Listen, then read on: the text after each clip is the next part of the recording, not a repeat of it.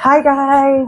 So here is me, Mel B the MP, and today this is another session of Vitals and Vibes. And today we're gonna be just an appreciation post.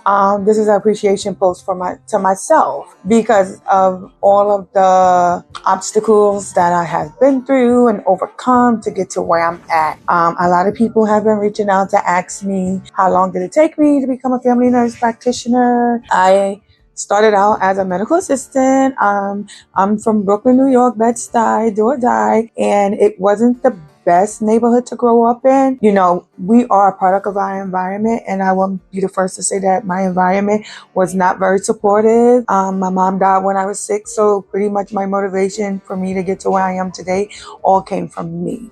I started out with a GED. When you're influenced and blindsided and you fall in love for the first time as a teenager, you know, nothing else matters. But I found out late in life, love only gets you so far. So again, I dropped out of high school, ended up getting a GED. At the same time while I was getting my GED, I was going to a medical assistant school, and that medical assistant school, I pretty much got a certification. I'll never forget. And I met one of my good friends there, and then I pretty much worked as a medical assistant for a while. And then after that, I wanted to go back to school to get my nursing degree. And I'll never forget, racism is really, really real. Remember specifically another black man at a school. He was the head of admissions.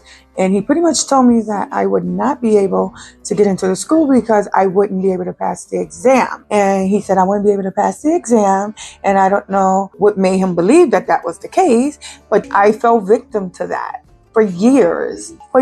And then eventually years later, I was like, you know what? No, I'm going to do it. And so instead of me going for my RN degree, I went for associate's degree as a medical assistant, which is where I met another one of my good friends. She was the admissions director at the school.